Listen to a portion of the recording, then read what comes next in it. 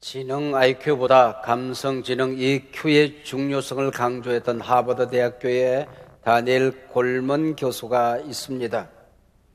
그가 인간의 극한 감정을 설명하기 위해서 어믹달러 하이잭 편도체 납치라는 말을 설명했습니다. 우리의 뇌 전면에 이성적 사고를 담당하는 전두엽이 있습니다. 좌우에 아몬드처럼 생겨서 감성 기능을 담당하는 편도체라는 게 또 있습니다. 인생 살다 보면 어쩌면 내가 이 위기 속에서 망할 수도 있겠다 두려움을 느낄 때가 있습니다. 내가 크게 잘못한 것 같지도 않은데 큰 위기를 겪을 때도 있고 이유 없이 나를 심하게 공격하는 사람을 만나기도 합니다. 직장에서 해고를 당합니다. 어렵게 시작한 사업을 접어야 합니다. 누군가의 위협 앞에 내 삶이 벼랑으로 떨어질 수 있겠다는 두려움을 느낄 때가 있습니다. 바로 이때 편도체로부터 무한정 스트레스 호르몬이 분비되고 전두엽의 이성적 판단이 중단되어집니다. 극한 감정이 나를 지배하고 이끌 때가 있다는 겁니다. 이것이 바로 어믹달러 하이잭 편도체 납치라고 하는 겁니다. 가끔 언론에서 순간적인 분노를 이기지 못해서 욱하는 성질로 대형 사고를 치는 사람을 볼 수가 있습니다. 승승장구하던 사람이 하루아침에 인생의 비참한 내리막길로 미끄러져 내립니다. 감정을 다스리지 못해서 멀쩡한 인생이 하루아침에 산산이 망가져버리는 사람이 있습니다. 다니엘 골먼은 이런 모든 상황을 어믹달러 하이잭 편도체 납치란 말로 설명을 하고 있습니다. 인생의 내리막길이 한 사람의 추락 혹은 멸망으로 이어질 수가 있더라는 거죠. 반면에 이 위기를 대처하는 자세 여하에 따라서 인생의 내리막길이 오히려 기회가 될 수도 있습니다. 뿐만 아니라 마냥 올라가기만 하던 사람이 스스로 내리막길을 선택하여 인생의 새로운 기회를 만들어내는 사람도 있습니다. 예일대학과 하버드대학 교수를 지낸 헨리 나우에는 어릴 적부터 늘 1등만 하던 사람이었습니다. 그는 어느 날 교수직을 내려놓고 캐나다 토론토 지적장애인을 돌보는 공동체로 들어가서 그곳에서 아이들의 용변을 치우고 목욕을 시키고 허드렛 일을 담당합니다. 교수님께서 왜 이곳에 오셨습니까? 왜 이런 일을 감당하고 계십니까? 묻는 사람들에게 그는 대답합니다. 나는 어릴 때부터 줄곧 인생의 오르막길만 걸었습니다. 꿈꾸던 최고의 대학, 최고의 교수직을 수행했습니다. 그러나 이것이 내 인생의 전부가 아니라는 것을 깨닫게 된 것입니다. 인생은 오르막길만 있는 게 아니고 내리막길이 있는데 내리막길에서 보아야 할 것을 보고 만나야 할 것을 만나야 하는 겁니다. 인생의 내리막길은 내 영성을 성숙시키는 기회가 되는 겁니다. 이 길이 끝날 때가 있겠지요. 그러면은 사람들에게 내 인생 여정을 대답해야 될 때가 있는 겁니다. 저는 그 대답을 준비하기 위해서 이곳에 왔습니다 라고 대답을 했습니다. 행여 여러분 인생의 내리막길을 걸어보신 적이 있으십니까? 아니면은 인생의 내리막길을 지금 걷고 계신 분은 아니 계십니까? 오늘 설교 제목이 인생의 내리막길에서입니다. 다윗은 그의 가장 유명한 시 시편 23편의 표현대로 사망의 음침한 골짜기로 내려갈 때가 있었습니다.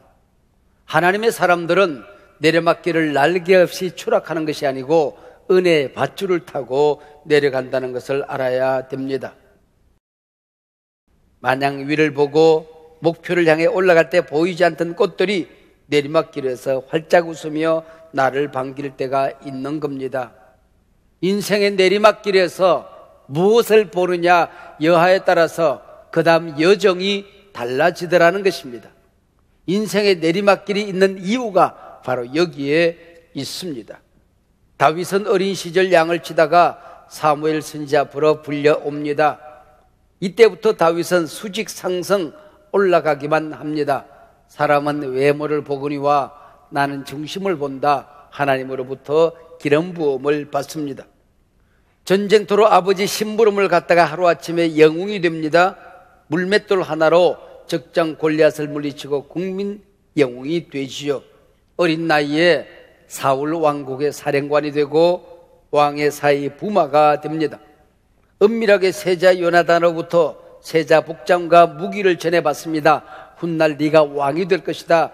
그리고 언약을 맺습니다. 어느 날 눈을 뜨고 보니 인생 절정을 향하여 솟아오르는 태양이 되고 있었던 겁니다. 바로 이 절정의 순간이 사망의 음침한 골짜기로 굴러떨어지는 내리막길이 될 줄이야.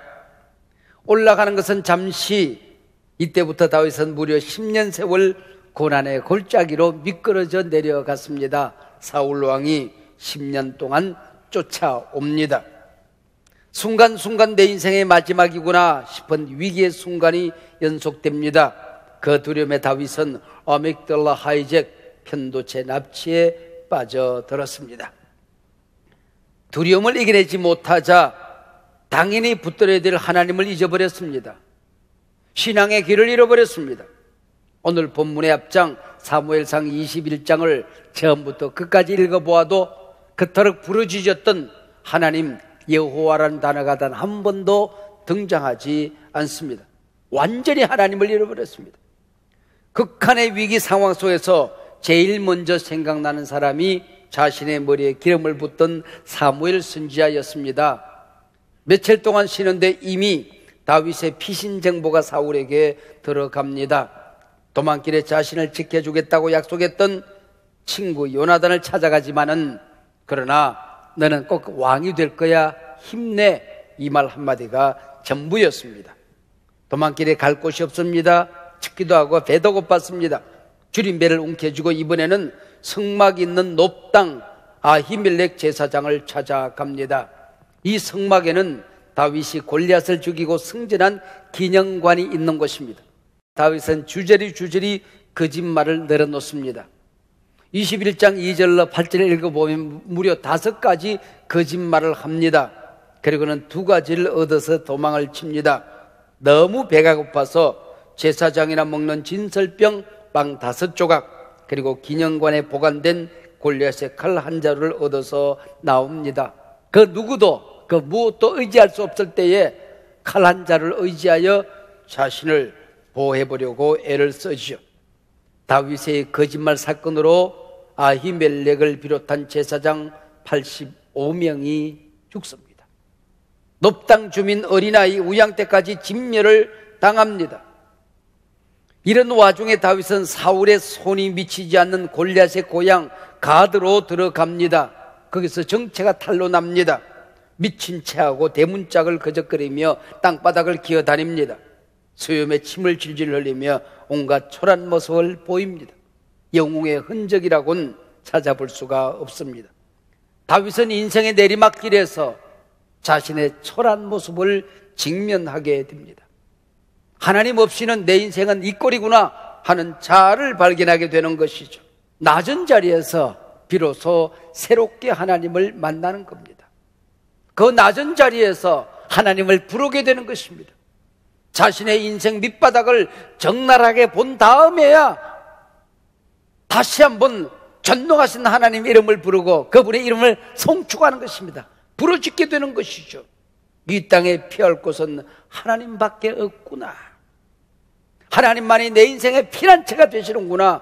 다시 한번 하나님을 만나게 되는 것이죠. 이게 인생의 내리막길, 광야를 지나며입니다.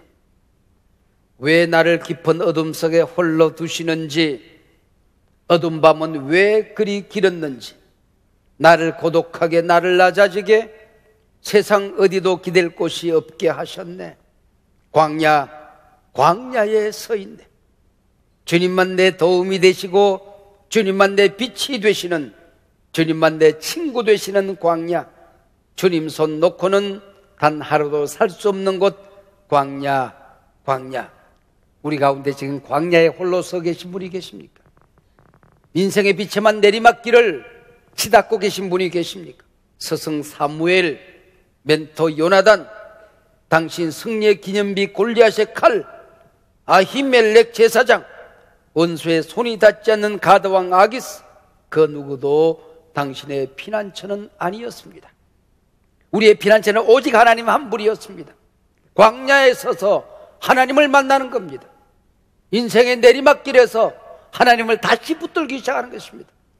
하나님 없는 내 인생이 이렇게 초라하고 비참하다는 사실을, 나는 이것밖에 안 된다는 실존을 만나게 되는 것입니다.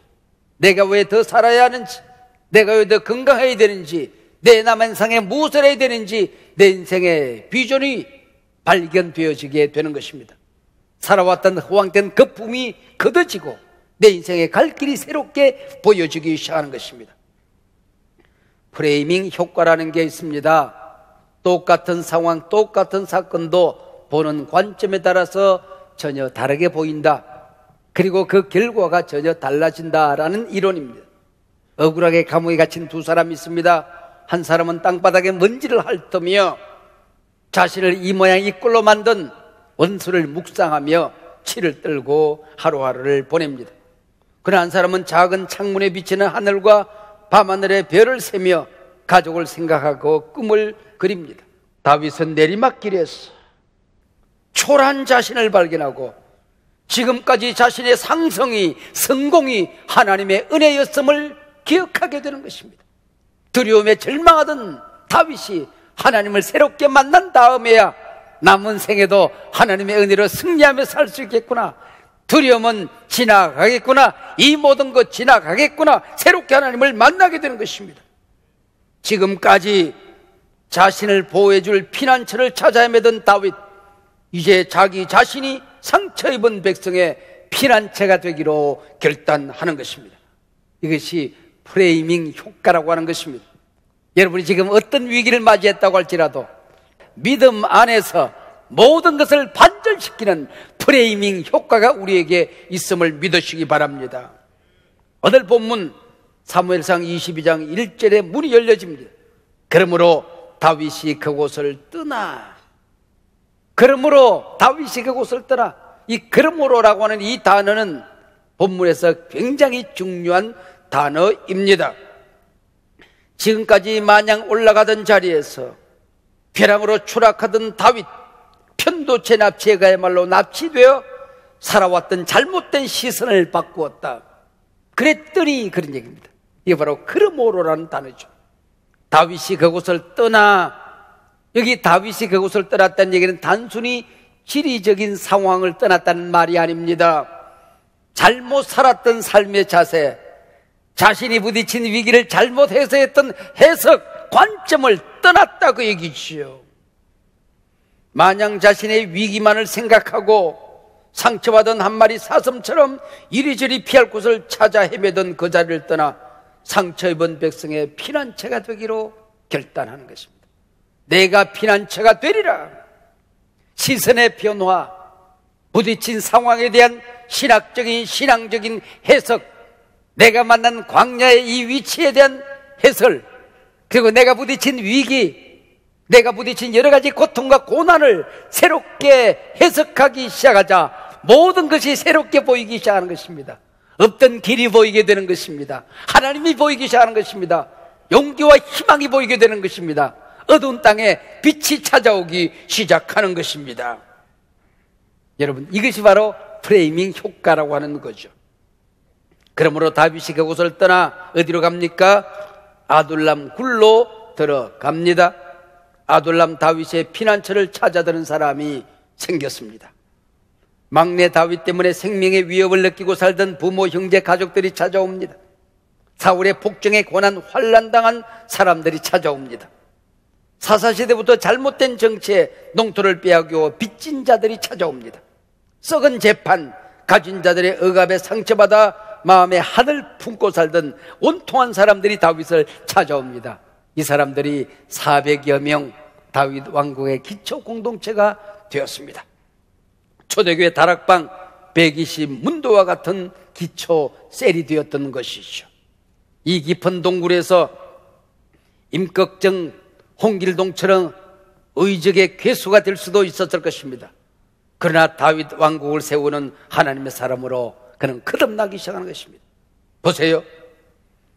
이제 아둘람 동굴이 도피성이 아니라 다윗이 상처 입은 사람들의 도피성이 되는 이 아름다운 모습을, 이곳에서 삶이 고되고 가슴 아픈 민초들을 만납니다. 내가 왜 왕이 되어야 되는지, 왕이 되어서 어떤 일을 해야 되는지를 보게 되는 것입니다. 바로 이곳에서 기도하고 지은 시가 시편 57편입니다. 아둘람 동굴에서 어떤 변화가 있었는지, 어떤 영적인 부흥이 있었는지, 하나님과의 어떤 만남의 사건이 있었는지 자세한 기록은 없습니다.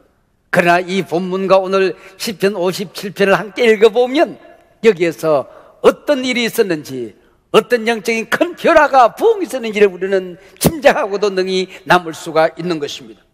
시편 57편 표제는 다윗이 사울을 피하여 굴에 있던 때에라고 되어 있습니다. 2절 문이 열려지면 내가 지존하신 하나님께 부르짖으며 곧 나를 위하여 모든 것을 이루시는 하나님께로다. 하나님이 나를 부르셨다.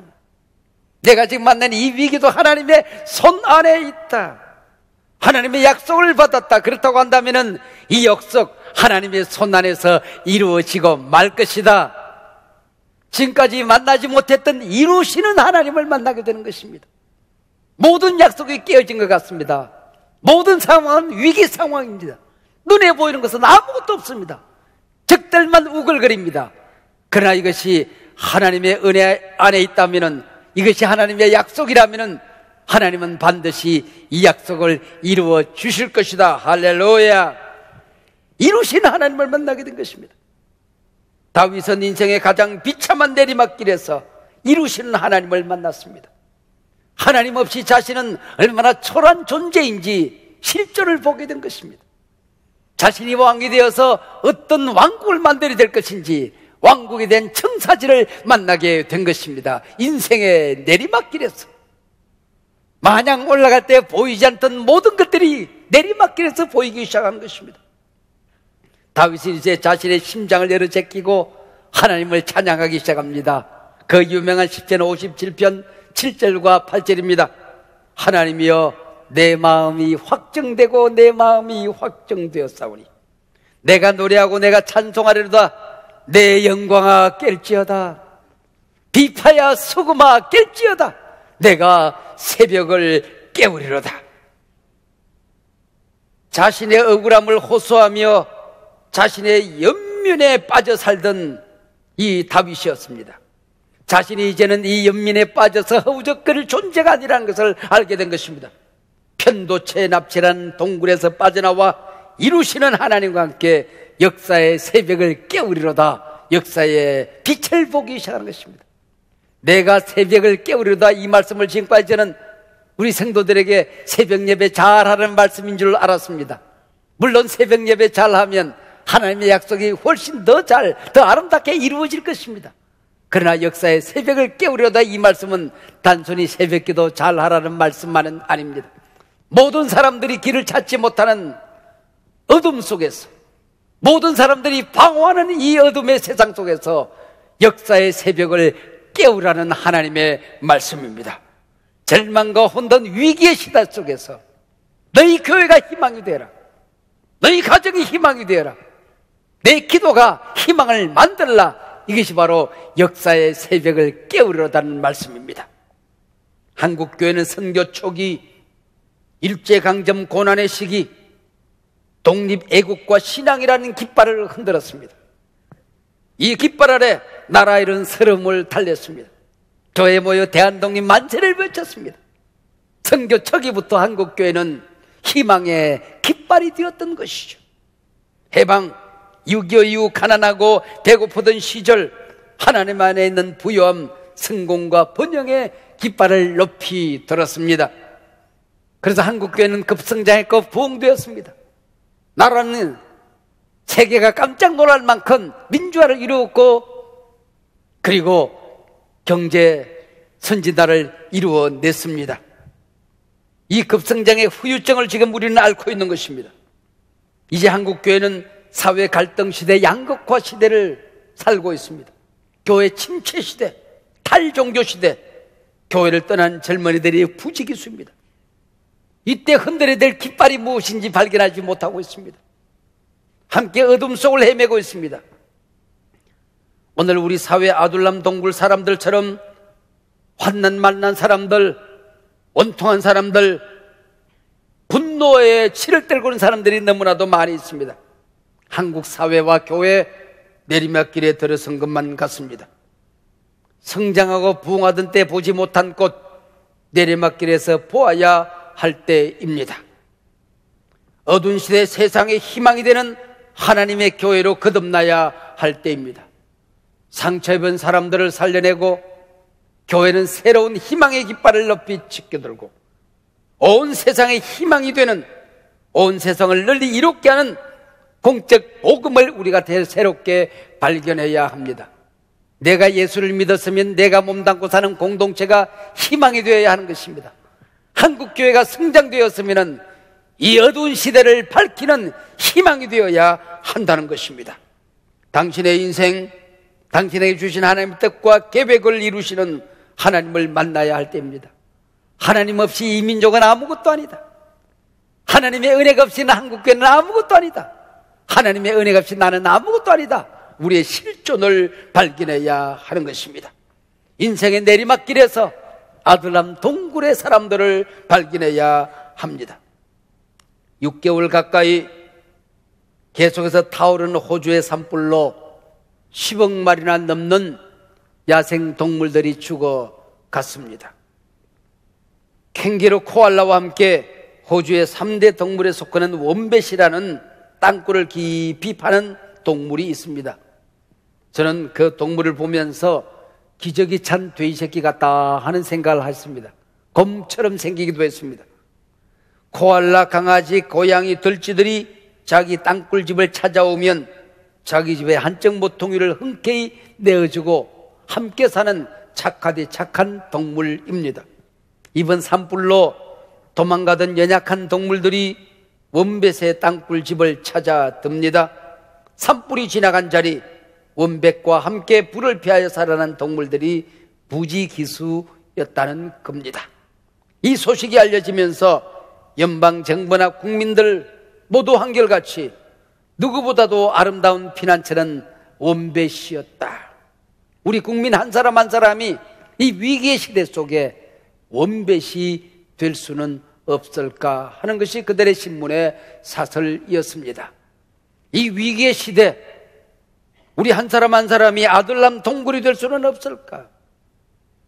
나의 피난처가 어딘가를 찾던 우리가, 내 심장이, 내 언어가, 내 공동체가, 내 가정이, 내 교회가 웜뱃의 동굴, 아둘람 동굴이 될 수는 없고 피난처가 될 수는 없었을까?